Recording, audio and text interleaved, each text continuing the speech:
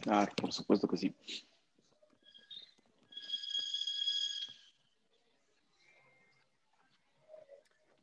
Listo, buenas noches con todos. Soy miembro del grupo Contrarreloj, un grupo de jóvenes que tiene la intención de crear concientización política a través de temas coyunturales y segmentos como este, en los cuales nosotros podemos conocer cuáles son nuestros candidatos de la provincia de Bolívar, conocer cuál es su proyecto político y así poder dar un voto a conciencia en el cual sabemos cuál es el proyecto político que nosotros creemos que está bien, más no porque un personaje sea más conocido que el otro. Empezamos, hoy tenemos el agrado de nuestra primera entrevista con Diego Borja. Ha sido estudiante de la Universidad Central del Ecuador, ha tenido un magíster en la Universidad Tecnológica Equinoccial. En el año 2015 cumplió la función como director provincial en Bolívar en la Secretaría Nacional de Gestión de la Política y últimamente cumplió funciones como director provincial del Ministerio de Inclusión Económica y Social, denominado MIES. Además de esto, también cabe recordarles que Diego Borja tiene una fundación llamada Sabada Yovi, en la cual ayuda en diferentes aspectos a diferentes comunidades de la provincia de Bolívar. Empezamos, Diego. Un gusto.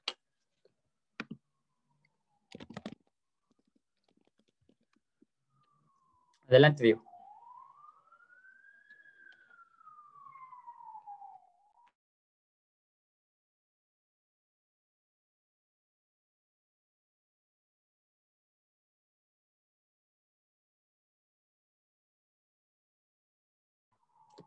Creo que estamos presentando problemas técnicos con Diego Borja. Espérennos un rato, por favor. Hola, Mientras tanto, Kevin, ¿me síganos en escuchas? nuestras redes sociales. Gracias. Contrarreloj Bolívar. Adelante, Diego. Hola. Sí, Diego.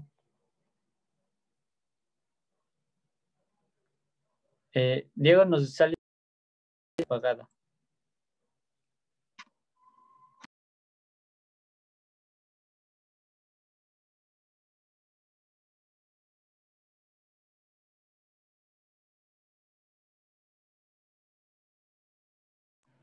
Igual está silenciado tu micrófono, Diego. Ayúdanos con eso, por favor.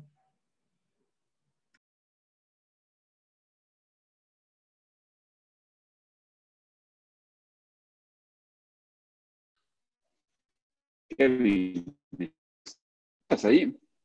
Sí, creo que estás teniendo problemas de internet, de conexión. Si puedes revisar, por favor.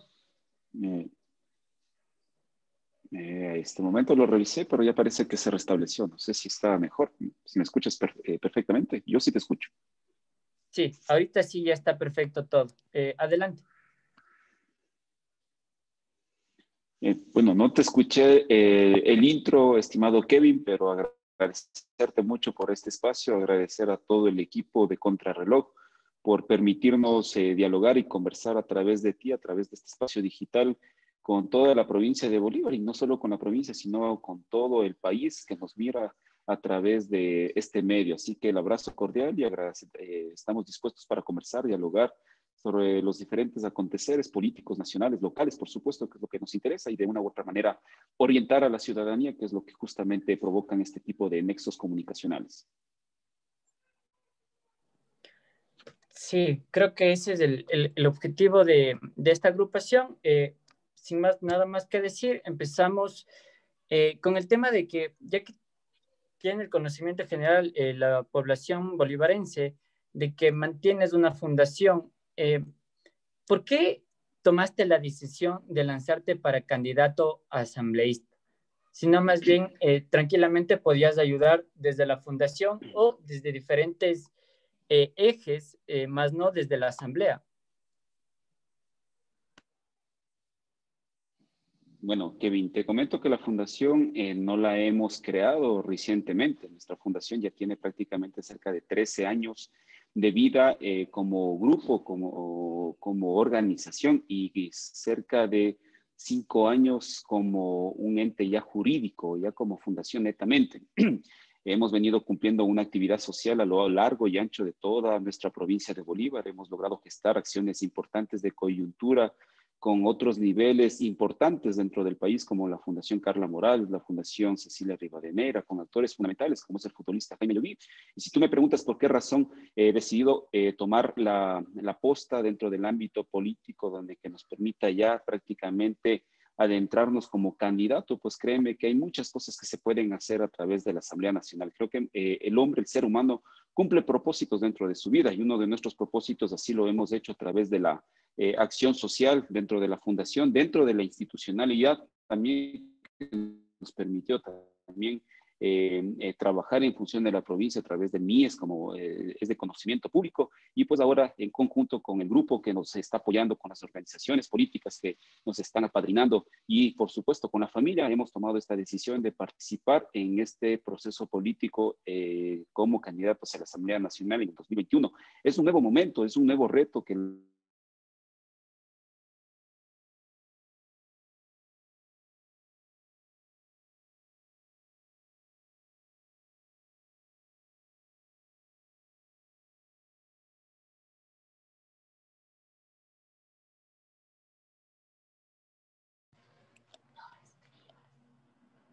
Creo que seguimos manteniendo problemas de conexión.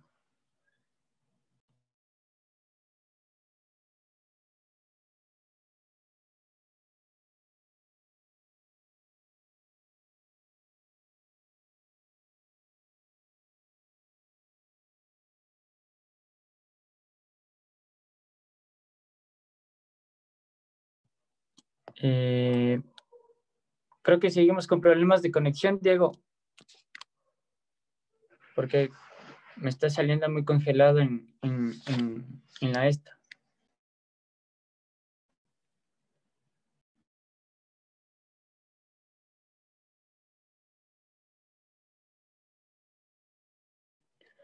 Bueno, Kevin, seguiremos continuando con problemas de los técnicos.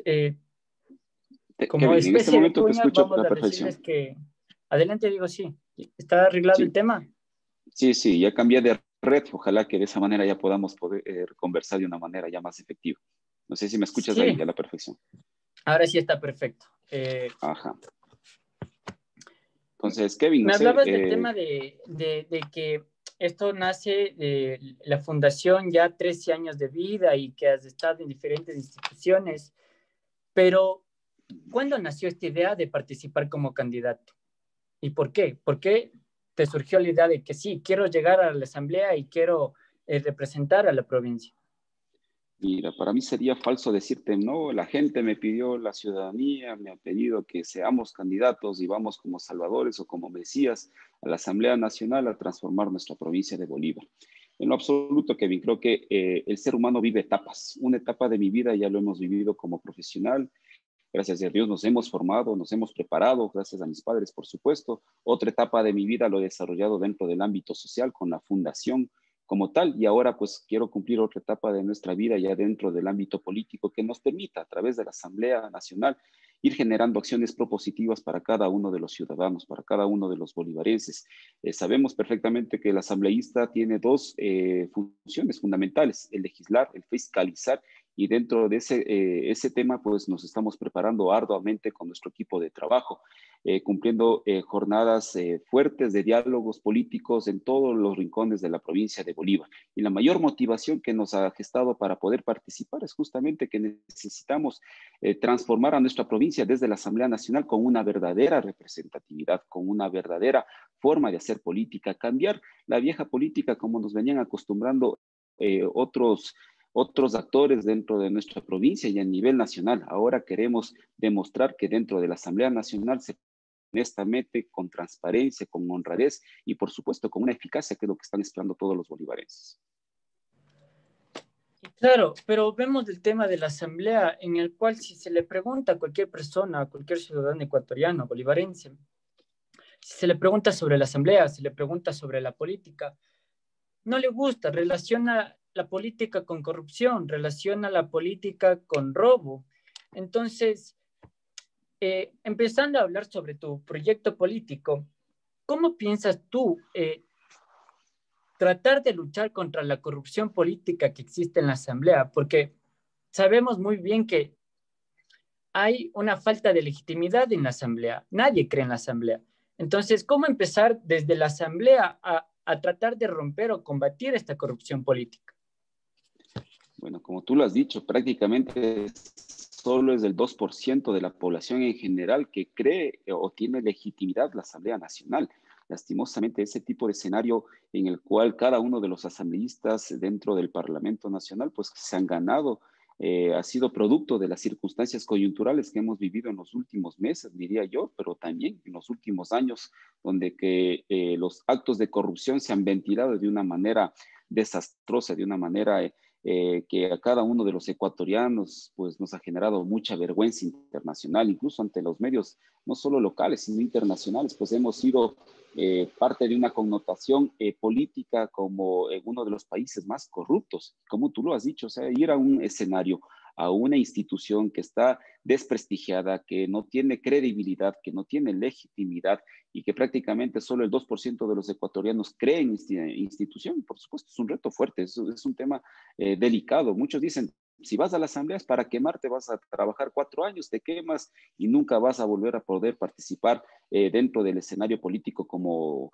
un futuro candidato a la concejalía, un futuro candidato a la alcaldía o prefectura o a una junta parroquial. Prácticamente es entra a la asamblea y mueres políticamente. Nosotros queremos demostrar lo contrario. Nosotros queremos demostrar que estamos capacitados para poder afrontar este nuevo momento que vive el país. Post pandemia, ahora la gente lo que necesita son oportunidades laborales, necesitan espacios que les permita desarrollar potencialidades, y en ese sentido pues queremos obviamente nosotros demostrar lo contrario, que a través de la Asamblea Nacional sí se puede gestar acciones importantes para la gente. Y sí, sí, pero ¿cómo vas a demostrar de que se puede o no se puede combatir la corrupción? Porque cualquier persona Mira, me puede llegar a decir, sí, nosotros sí podemos combatir esto, pero ¿cómo? perfecto, Kevin. Mira, dentro de nuestro plan de trabajo, dentro de uno de nuestros ejes está justamente el darle combate y lucha fuerte a la corrupción. Pero tú me dirás, ¿cómo? Como lo acabas de mencionar, nosotros dentro de este eje está justamente hacer modificaciones, hacer mejoras a la ley de contratación pública, que ha sido justamente este mecanismo, esta acción dentro de las diferentes, sean públicas, sean en el ámbito gubernamental, central o de los ejecutivos desconcentrados y por supuesto también en los GATS, donde que hemos encontrado un sinnúmero de actos de corrupción producto de este sistema de contratación pública, donde que existen falencias, donde que por el hecho de que estemos en medio de un sistema de emergencia, digámoslo así, y esa es la excusa perfecta para que las autoridades determinen contratos a dedo y digan a mi pana, a mi amigo, a mi familiar, a cualquier persona que yo crea pertinente, designo tal o cual acción de contratación. Entonces, empezando desde ahí, estimado Kevin, se va a controlar cualquier ámbito de corrupción que se pueda generar en cualquier instancia de gobierno, sea central, sea seccional, y de esa forma obviamente ir generando mejoras. Te comento, por ejemplo, este mecanismo de contratación pública permite incluso que ciertos contratistas que son fuera de nuestra provincia hayan venido acá prácticamente a hacerse millonarios.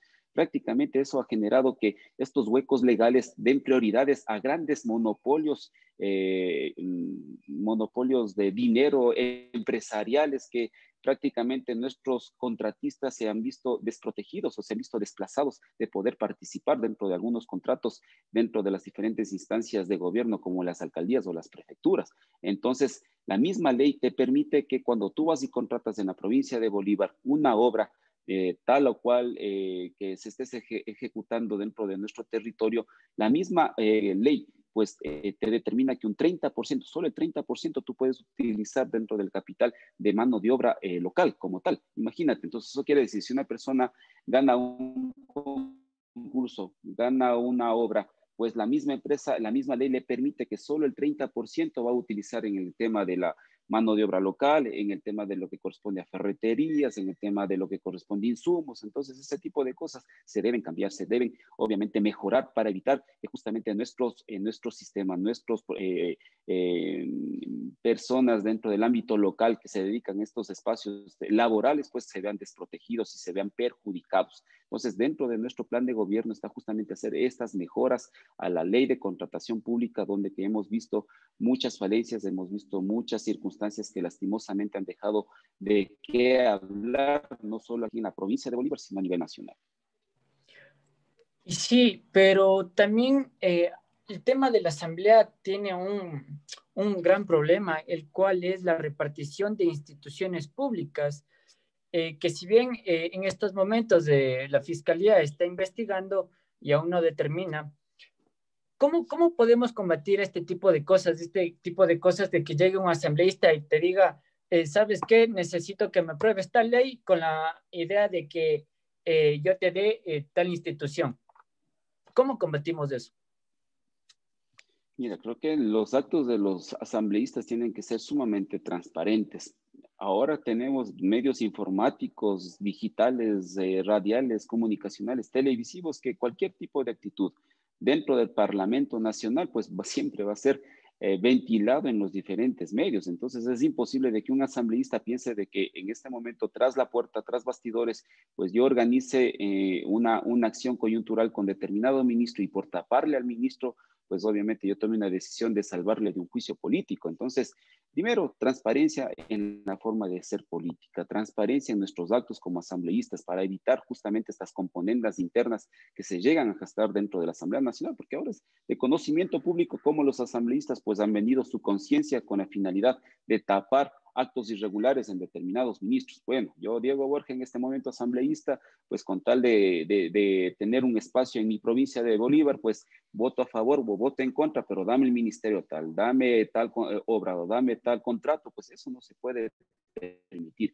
Y la única forma como evitar este tipo de cosas es siendo transparente, siendo obviamente ético en la forma de proceder y que las decisiones, al menos nuestras, sean ventiladas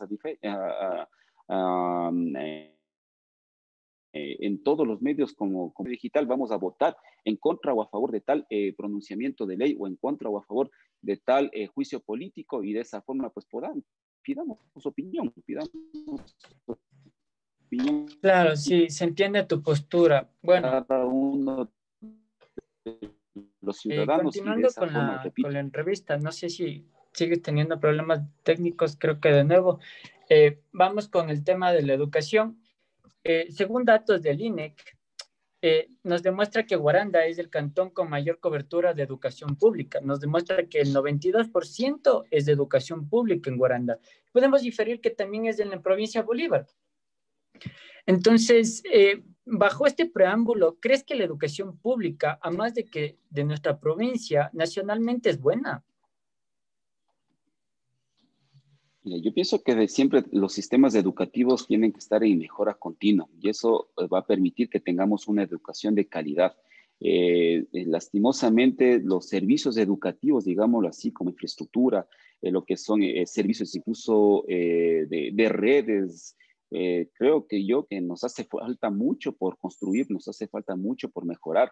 Lastimosamente, dentro de nuestra provincia de Bolívar no se terminan de cumplir con obras emblemáticas, como por ejemplo en el cantón Chillanes, como la unidad educativa del Milenio. Entonces, ahí hace falta mucho por fiscalizar incluso. ¿Qué pasó con esa obra? Porque ha demorado más de 3 años para que se pueda cumplir. Y esta es obviamente la educación pública, es parte de una unidad educativa pública, donde el gobierno está invirtiendo, pero nuestros estudiantes no están recibiendo una educación plena de calidad y de calidez, y por supuesto, dentro de un establecimiento que brinde todas las facilidades para poderse educar de una mejor manera. Entonces, hay mucho por hacer. Sabemos que hay muchas unidades educativas incluso que se han cerrado. Hay que realizar un estudio minucioso de las unidades educativas que se puedan rehabilitar dentro del campo, dentro de las diferentes comunidades donde que los guaguas, los niños han tenido que caminar horas para poder llegar a su unidad educativa. Habrá que pensar qué va a pasar con la educación ya cuando termine este tema de la pandemia. En medio de la pandemia estamos viendo muchas limitaciones. La falta de acceso a las redes informáticas, pues creo que yo, si no me equivoco, el 20 al 30% tiene acceso a este tipo de educación virtual y el resto, ¿qué está pasando? ¿Cómo se están educando? ¿Cómo se están preparando? Entonces, no solo el tema de la educación pública, el tema de educación privada también pienso yo que en este momento debe tener los mismos problemas, pero repito, el énfasis del gobierno tenemos que hacer para que se pueda mejorar la red de educación pública, sobre todo dentro de los establecimientos, los niveles de sistema de evaluación, de ingreso hacia las universidades, hacia los colegios y por supuesto que tengamos la libertad nosotros de poder escoger la carrera en la cual nos queramos formar, preparar y por supuesto mañana ser profesionales en beneficio de nuestro país. En ese caso, ¿estarías de acuerdo o en contra de las pruebas que se toman para el acceso a la universidad? Mira, yo incluso puedo hablar desde la experiencia. Cuando yo salí del colegio, salí con muchas limitaciones, digámoslo así, académicas, y lo puedo reconocer. Cuando fui ya a Quito a prepararme, me tocó prácticamente dar 2 veces la prueba de ingreso, donde que lastimosamente lo que yo había me había formado, me había preparado, nunca me llegaron a tomar las preguntas dentro del sistema educativo en el cual yo me formé. Entonces, pienso que estos sistemas, incluso de evaluación, se deben mejorar o a su vez se deben quitar. Porque, repito, si tú te vas a formar como médico, te deben preguntar materias, al menos en el área de químico biólogo. En mi época eran prácticamente la especialización que yo me gradué en el bachillerato. Pero si van y te toman otras preguntas en el ámbito matemático, incluso te toman materias o te toman insumos académicos fuera de esta realidad que tú nunca supiste adquirirlo dentro de tu preparación en la secundaria, pues créeme que tú vas a salir obviamente perjudicado. Entonces yo respeto mucho los niveles educativos, la autonomía como tal, pero pienso que sí se deben hacer mejoras, incluso para permitir una facilidad de acceso hacia las diferentes universidades. Pienso que ahí estamos del lado de los estudiantes, estamos del lado de los secundarios, de los universitarios, y de esa forma pues tengan garantías que puedan ingresar a las universidades. Porque ¿qué pasa? Tú mañana desapruebas en la prueba de ingreso a la universidad, estos chicos ¿a qué se dedican? Se dedican a otro tipo de actividades que lastimosamente, quién sabe, se dedican incluso a actividades ya laborales, les gusta el dinero, ganarse la vida y pues se olvidan del tema del estudio. Entonces hay que proteger al estudiantado desde todas las aristas. Exacto, entonces más bien tu proposición sería mejorar el sistema educativo tanto como en la prueba como en la educación en sí. Naturalmente, en todos los sentidos. Si es que vamos a continuar con las pruebas de ingreso, que sean pruebas que sean encaminadas en función a la preparación y a la vocación que tiene el estudiante a determinado sector. Si yo me voy a formar como ingeniero civil, como arquitecto, dentro de la rama matemática, pues obviamente la prueba de ingreso hacia la universidad tiene que ir enfocada en ese sentido. ¿Para qué te van a tomar preguntas que tienen que ver con medicina o ciencias biológicas o químicas? A eso yo me voy. Tiene que ser un ámbito un poco más centrado en el encaminada prácticamente en el tema de nuestra profesión a la cual nosotros nos vamos a preparar. Te digo por la experiencia que yo viví. Yo me fui a formar en el ámbito de la salud y me llegaron a tomar preguntas en el ámbito matemático, en el ámbito físico, que muy difícilmente, pues obviamente me pudo haber ido mal en la primera prueba, ya en la segunda, pues ya fue otra realidad, porque ya me preparé dentro de otra especialización que me permite ingresar hacia la universidad. Pero esta realidad mía, pues pudo haberlo pasado y deben estar pasando muchos estudiantes, muchísimos estudiantes. Entonces, pienso que se debe hacer mejoras en ese sistema. Claro, pero también tenemos un problema y es en el caso de que un joven que tiene 17, 18 años y quiere entrar a la universidad eh, a tal carrera y pasa un año, pasa dos y luego no puede ingresar a la universidad o ingresa y se retira de la carrera. Entonces, ¿cómo tratar de que los jóvenes se puedan dirigir hacia una carrera que van a estar toda su vida, por así decirlo? O sea, que no se retiren después de 2 años, de 3 años, porque eso le cuesta al Estado. Entonces, ¿cómo mejorar? Mejorar Claro, tal vez en la universidad, mejorar tal vez en el colegio, reforzar psicológicamente a los estudiantes, no sé. coincido plenamente en ti. Es un costo que le representa al Estado el educar a un estudiante. No tengo yo a la mano el dato preciso, pero sé que hay un costo representativo que el Estado cubre por estudiante en las diferentes universidades. Y si este estudiante está primer año, segundo año, tercer año y se bota de la universidad, obviamente este costo se fue hacia el aire, se fue hacia la basura, digámoslo así, de una manera coloquial.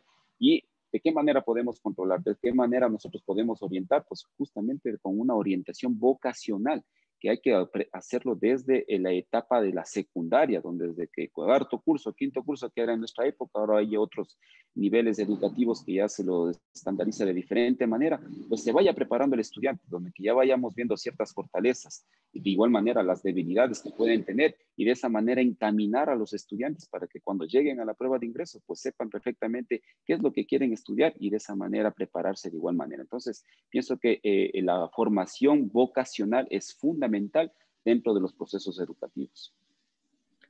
Muy bien, Diego. Yéndonos un poco al tema de la salud, vemos que esto de la pandemia producida por el COVID-19 ha afectado a varios hogares, ha afectado a negocios, pero sobre todo a la población ecuatoriana ha hecho ver cómo estas instituciones de salud son tan deficientes al momento de tener este tipo de problemas. Obviamente se sabe que nadie estaba preparado, pero se notó, o sea, la notación fue muy clara. Hay noticias en las cuales en nuestro país sale como que uno de los mayores eh, en contagios, en muertes por el nivel de población que tenemos. Entonces, ¿cómo crees que deberíamos mejorar las instituciones de salud en sí? Mira, entiendo yo que se han hecho avances importantes y representativos en los niveles de sistema de salud, donde que ahora ya existen niveles gerenciales incluso que ya vienen apoyando los diferentes mecanismos y sistemas las diferentes unidades de salud, pero siempre tenemos que estar en mejora continua, siempre tenemos que estar en mejora constante y la capacitación, la formación, pues es indispensable. Lastimosamente llegó la pandemia para demostrar y desnudar que nuestro sistema de salud no estaba preparado, no está preparado actualmente y que lastimosamente hay deficiencias más allá del tema técnico, porque la ciencia tal vez no nos ha permitido afrontar de una mejor manera el tema de la pandemia, pero también hay temas administrativos engorrosos y por supuesto también que nos ha demostrado los actos de corrupción más desastrosos que obviamente se ha jugado incluso hasta con la vida de nuestros ecuatorianos. Entonces, han sido temas muy delicados que en los cuales al gobierno de turno y al próximo gobierno tendrá que ponerle mucho énfasis para cambiar de una manera muy representativa, donde ya no podemos permitir de que el dinero de los ecuatorianos se juegue dentro de los diferentes hospitales para la compra y venta de insumos médicos, para la compra y venta de mascarillas, guantes, las bolsas de cadáveres han sido prácticamente los temas con los cuales mucha gente se ha hecho millonaria en medio de la pandemia, aparte de otros temas engorrosos que también hemos ido encontrando en el camino. Entonces, se debe fomentar un sistema único de salud, donde que la pastilla de paracetamol que cuesta en Bolívar $2, $3, $4, $5, $10 o $20, esos mismos costos tenga también en Chimborazo, tenga en Tungurahua y en Pichiche. Hablo de un sistema único, incluso en el tema de contratación, para evitar justamente las circunstancias que hemos vivido, donde que en Bolívar encontramos que compraron a $12 una bolsa de cadáveres, cuando en Quito compraron a $5 la misma bolsa. Entonces, hay cosas que se deben mejorar y esa propuesta que nosotros te comentábamos al inicio de esta entrevista en el tema de las mejoras en la ley de contratación pública lo va a permitir, lo va a garantizar. Sí, pero hay un problema con este también, el tema del costo de los medicamentos que tenemos, y es el hecho de que hay algunos en los cuales el mismo Estado cubre un cierto porcentaje en esto. Entonces, más bien estaríamos de acuerdo en tener como que más tratados de libre comercio con otros países en este tipo de temas o tratar de mejorar nuestros niveles de ingresos para que así podamos solventar como que estos niveles de precios en estos medicamentos. Mira, el tema de los precios en los medicamentos siempre va a haber variaciones, sobre todo con la cadena nacional farmacéutica que se dedica a estos temas, porque sí lo hay también en el país y hay costos obviamente muy diferentes a los que nos traen cuando se los importa de otros países. Lastimosamente, nuestro país creo que no está todavía preparado en la industria farmacéutica para poder competir con otros niveles o con otros países y ahí hay que ayudar mucho también a la empresa local para que tengamos mejores oportunidades para poder competir de una manera más equitativa. Pero lastimosamente, pues la ciencia en otros países ha avanzado de una manera más más favorable que incluso pues la gente cree, ¿no? Que porque compras tú una pastilla extranjera de marca, pues va a tener mejor efecto que la local o una genérica. Entonces son temas que ya incluso los médicos pues saben orientar de una mejor forma para que evitar, ¿no? Evitar justamente problemas dentro de nuestros niveles de salud. Entonces, la especulación de precios, eso es lo que debemos evitar. Eso es lo que debemos proteger para que el costo que representa tal o cual medicamento tenga el mismo costo en tal o cual subcentro de salud en la misma ciudad, como también en otro subcentro de salud de otra provincia. Entonces, repito, no puede costar un paracetamol $1 más que un paracetamol comprado en Guaranda que comprado en Chimbo o comprado en San Miguel. Entonces, hay que evitar especulación y estos temas obviamente de salud no se puede jugar con la salud, no se puede negociar con la salud y mucho menos hacernos ricos con el tema de la salud. Entonces, Kevin, creo que hay que hacer acciones importantes que nos permita ir mejorando el sistema que actualmente rige dentro de nuestro país. Claro, pero en este tema que acabas de decir de que no se debe negociar con la salud y que hace varias semanas atrás se dio la noticia de que el presidente Lenín Moreno dio el veto al Código Orgánico de la Salud, ¿qué piensas al respecto? Bueno, habrá que preguntarle al señor presidente de la República cuáles fueron los argumentos con los cuales desechó y votó a la basura, pues prácticamente el Código Orgánico de la Salud, donde que uno de nuestros asambleístas también estaba participando del mismo y creo que llevan varios años dentro del trabajo para reformar este código y que lastimosamente pues no se ha logrado cumplir con los objetivos planteados. Entonces, son temas delicados, no he tenido la oportunidad de leerlo a profundidad. Habían temas mediáticos, digámoslo así, en tema del aborto, en el tema de las prácticas ancestrales, que obviamente nuestro respeto, sobre todo en el tema ese, ¿no? De las prácticas En el ancestrales caso de hipotético de medicina. que tú llegues a la asamblea, ¿trabajarías en un proyecto en el cual sea el aborto legal?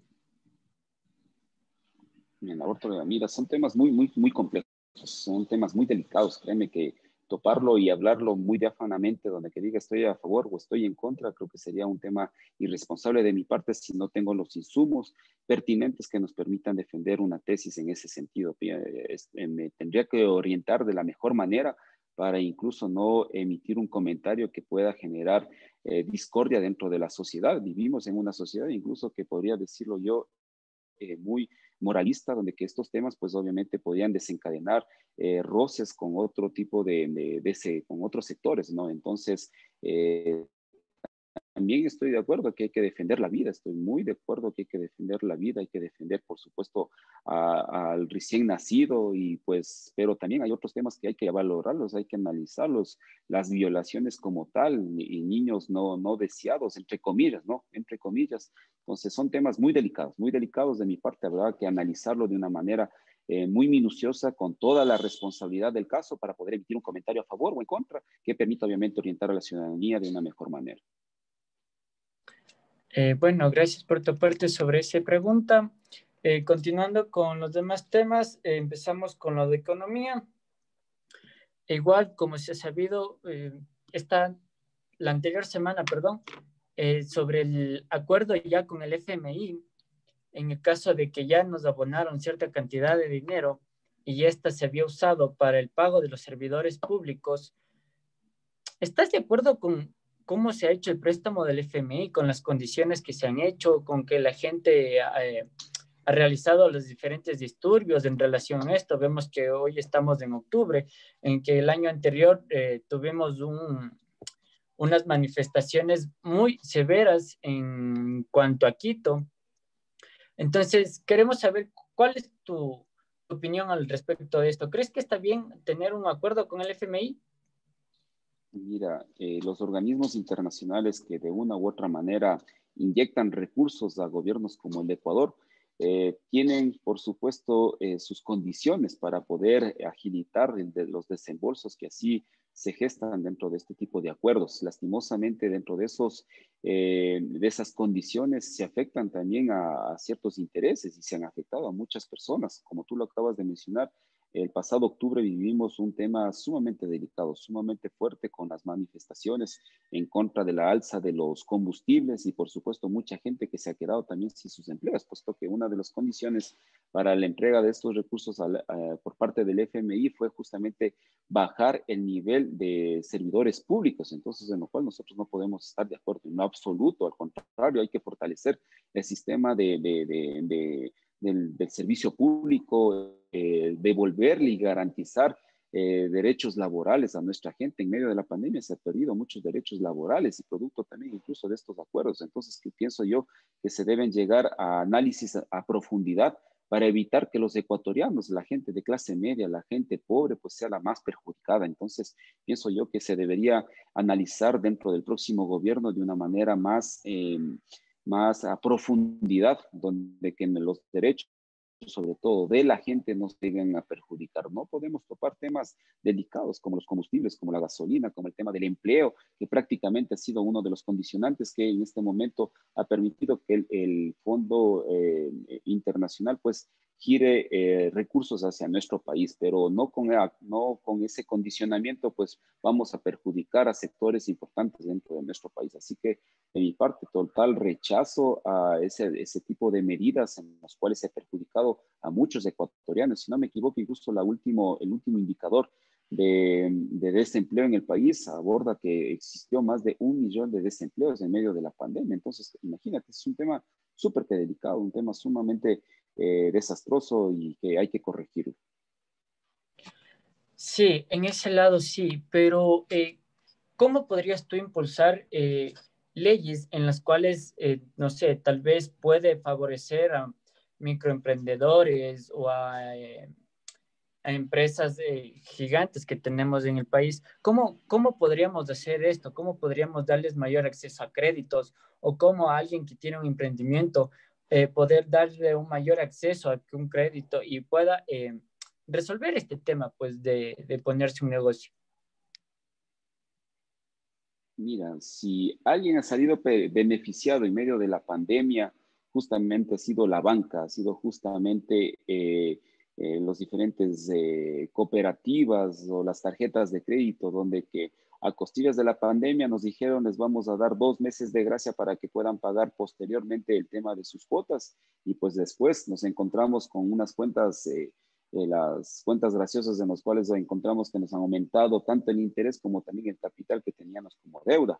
Entonces, desde allí hay que ir controlando y generando algunas acciones que nos permitan garantizar que la gente no esté siendo perjudicada. Ahora, ¿cómo tú fomentas el emprendimiento? ¿Cómo tú fomentas el apoyo hacia los diferentes sectores, sobre todo a nuestros jóvenes? Por supuesto, flexibilizando el tema de los requisitos para poder acceder a los microcréditos donde que nos vamos al Banco Ecuador, nos vamos a la Corporación Financiera Nacional y pues nos piden un sinnúmero de requisitos donde que nos piden tener primero si tenemos bienes, si tenemos algún mecanismo de subsistencia, si tenemos algún negocio, si tenemos algún empleo que nos garantice estabilidad. Y por lo general los jóvenes no tenemos eso. ¿De qué manera podemos nosotros incentivar el emprendimiento o incentivar el tema de un crédito que nos permita alimentar el emprendimiento o una iniciativa laboral? En lo absoluto. Entonces se tiene que reformar, se tiene que mejorar ese tipo de circunstancias que nos exigen los diferentes mecanismos de entrega de créditos en el país, sobre todo los públicos,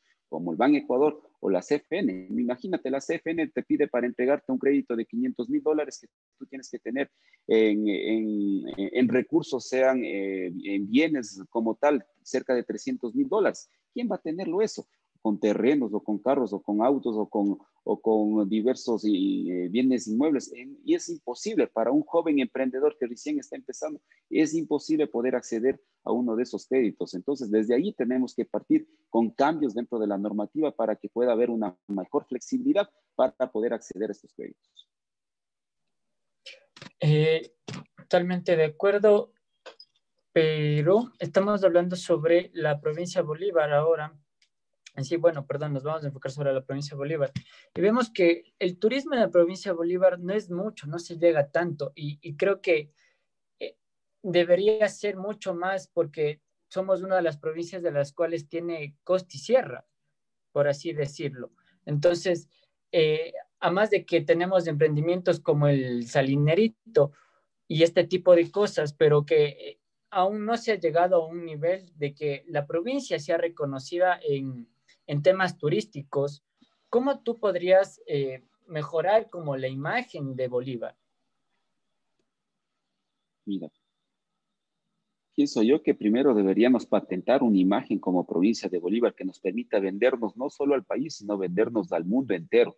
Hay temas fundamentales que lo podríamos vender, mira, desde nuestras fiestas tradicionales como el carnaval, temas como productos que de una u otra manera han ganado representatividad a nivel nacional, como el tema del pájaro azul, los chocolates de Salinas, el tema de nuestra gastronomía. Hay muchas cosas por vender dentro de nuestra provincia, pero lastimosamente no hay mecanismos para poder visibilizar o para poder generar imagen a nivel nacional y ese tipo de cosas, pues por supuesto no nos permiten de una u otra forma llegar a niveles de turismos donde que podamos tener una gran connotación.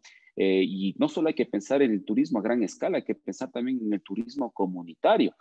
Por ejemplo, yo he visitado algunos sectores en estos días, por ejemplo, en Chillanes hay muchos sectores muy bonitos donde que hacen parapente, pero ¿quién se ha enterado? ¿Quién conoce que existe ese tipo de cosas dentro de nuestra provincia de Bolívar? Podemos partir desde la autocrítica que nosotros no hacemos nada para poder visibilizar y poder vender lo que tenemos como provincia, perfecto, pero es el Estado quien tiene que obviamente impulsar a través del Ministerio de Turismo este tipo de cosas y poder decirle, hey, ecuatorianos, aquí existe un lugar donde que tú puedes hacer parapente, de aquí existe un lugar donde que tú puedes hacer deportes extremos. La provincia de Bolívar tiene ciertas condiciones para poder explotar ese tipo de circunstancias, pero lastimosamente no tenemos los medios ni los recursos para podernos proyectar y vender hacia el mundo. Entonces hay que buscar maneras y formas. Uno de estos son estas plataformas digitales, los medios informáticos, las redes sociales, que ayudan muchísimo, pero pienso yo que las entidades públicas como el Ministerio de Turismo tienen que hacer un trabajo más exhaustivo, un trabajo más empoderado para poder vender lo que nosotros tenemos. Y tenemos grandes bellezas por poder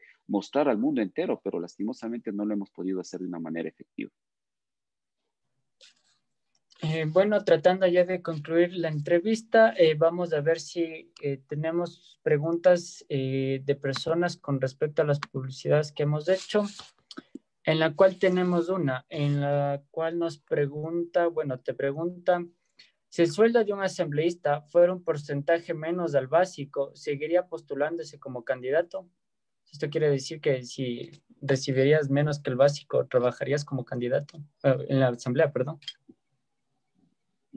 Mira, creo que más allá del sueldo que nosotros vayamos a percibir dentro de la Asamblea Nacional, está también nuestro deber cívico como ciudadanos bolivarenses. Y de mi parte hay total desprendimiento en ese sentido. Incluso yo pienso dentro de los próximos días trabajar dentro de una propuesta donde que gran parte de mi sueldo sea dirigido a obra social, a lo que a mí me ha gustado toda una vida. A mí me conocen dentro de la provincia como un hombre gestor dentro del ámbito social y gran parte de mi sueldo lo vamos a dirigir en ese sentido, donde que podamos apoyar a fundaciones, organizaciones sociales, grupos o colectivos y de esa forma pues lo vamos a concretar en los próximos días, que parte de nuestro sueldo se ha dirigido en ese sentido. Ahora, si me preguntas si nuestro sueldo vaya a ser ad honorem, yo ya lo he hecho, estimado Kevin, yo gané un concurso en el cual tú también participaste, si no me equivoco, en el Consejo Nacional de Igualdad.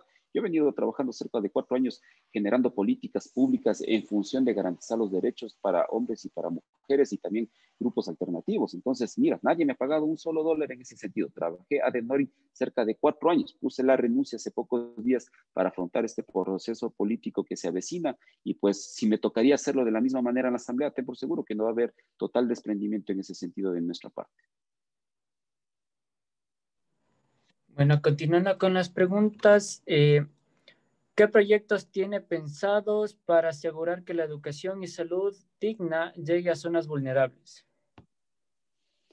Mira, primero, el respetar las prácticas ancestrales de nuestros pueblos indígenas, por ejemplo. Ahí hay una lucha fuerte, sobre todo entre el sistema de salud científico y el ancestral, ¿no? Total respeto en ese sentido. Hay que fortalecer nuestras unidades médicas en el sector rural, donde que lastimosamente, partiendo desde la infraestructura, es sumamente reprobable, es sumamente ineficaz. Hay que mejorar estas instalaciones. No tenemos una unidad del Millennium dentro de lo que corresponde a unidades de educación dentro de nuestra provincia de Bolívar. La que se está construyendo en Chillanes aún no se lo llega a terminar.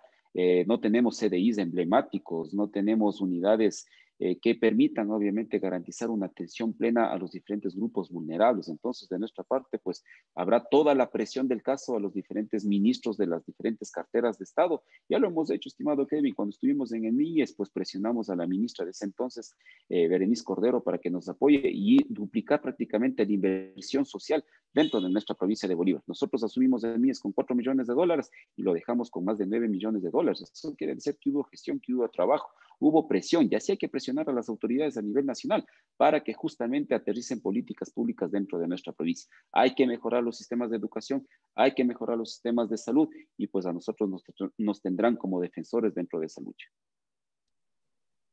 Y como última pregunta tenemos, ¿cuál sería su primer proyecto de ley en beneficio de la provincia si llega a ocupar un curul en la Asamblea Nacional? Mira, nuestro proyecto que estamos trabajando arduamente con todo el equipo profesional que nos está acompañando dentro de este camino, pues hemos generado una iniciativa de ley que lo hemos ya puesto un nombre, lo llamamos la Ley del Guardián del Agua, que tiene una finalidad, estimado Kevin. Para nadie es desconocido que nuestra provincia de Bolívar nutre en cerca del 40% de líquido vital a provincias como Guayas, Santa Elena, Los Ríos, y parte incluso hasta de Manabí. Si nosotros, prácticamente nuestros campesinos, nuestros agricultores, nuestros compañeros indígenas en el Alto Páramo, cerráramos las llaves, ten por seguro que estas provincias no recibirían el líquido vital. Pero te pregunto a ti, y les preguntaba a ellos, ¿quién reconoce su trabajo? Absolutamente nadie. Ni el gobierno ni autoridades locales no reconocen en absoluto su trabajo. Entonces nadie les ha preguntado que ellos tienen que estar detrás de las vicuñas, por ejemplo, en el Alto Páramo para evitar que contaminen las cuencas de agua, los ojos de agua, las vertientes, los ríos. Entonces, pero ¿y cómo vamos a conseguir recursos para nuestra provincia? Pues por supuesto, presionándole al gobierno central que a través de una iniciativa legal de ley nos permita inyectar más recursos hacia nuestra provincia, donde que ahí el Estado, si nos da 200, 300, 400 millones de dólares anuales, pues por este tema, por esta ley, algo similar a la ley de la Amazonía, nos inyecte 50, 100 millones de dólares adicionales que vayan justamente a las juntas parroquiales, a los GATs cantonales, al GAT provincial, y se generen obviamente obra pública, se genere acciones que vayan en beneficio, sobre todo de nuestros agricultores, que son los encargados de cuidar el agua dentro de nuestra provincia de Bolívar. Entonces, hay el justificativo técnico, hay el justificativo legal, que así lo estamos trabajando con nuestro equipo y lo sabremos colocar dentro del seno de la Asamblea Nacional para garantizar que justamente nuestra provincia de Bolívar sea atendido como se merece y, por supuesto, llegue el recurso a la provincia. Bueno, esas han sido todas las preguntas. Te agradezco mucho, Diego Borja, por la entrevista, por la apertura, darnos la apertura como primer entrevistado. Agradecer a la gente que nos está viendo o que nos va a ver. Esta transmisión se la pasará de nuevo o se la tratará de pasar por segmentos para que la gente pueda entender de una mejor forma cuál es el proyecto político que tienen nuestros candidatos en los diferentes aspectos que hemos hablado en esta entrevista. Sin nada más que decir, reitero el agradecimiento a Diego por la participación en esta entrevista. Esperamos que a ti, como cada uno de los candidatos, les vaya de la mejor manera posible, en el cual nuestros representantes sean los mejores en el caso de un proyecto político. Y esto, nada más que decir, no sé si tengas algo más que añadir, Diego. No, Kevin, agradecerte a ti, a toda la gente que está detrás de este medio digital como es Contrarreloj, por el espacio que nos han brindado para poder conversar y dialogar con cada uno de los amigos que nos están mirando y escuchando en este momento. De mi parte, pues estaremos las oportunidades que así ustedes lo crean pertinente para poder socializar nuestras propuestas, y habrá un momento determinado, entiendo yo, para poderlo socializar de una manera más amplia, y pues ahí estaremos las veces que sean necesarias. De mi parte, pues Kevin, felicitarte por este tipo de iniciativas comunicacionales que ayudan mucho a la colectividad, sobre todo a los jóvenes que están más enfocados en las redes sociales, y a toda la diversidad de público que nos está mirando, pues, y muchas gracias. Un fuerte abrazo y suerte en este emprendimiento, en esta faceta que están empezando. Muchas gracias, Diego. Un fuerte abrazo. Igual también agradecer a todas las personas que nos han aportado con preguntas durante la entrevista. Síguenos todos los jueves con este segmento de Conoce a nuestros candidatos a las 7 p.m. Estaremos hablando con la mayoría de candidatos posibles. Y nada más que decir, muchas gracias a todos. Un gusto, Diego.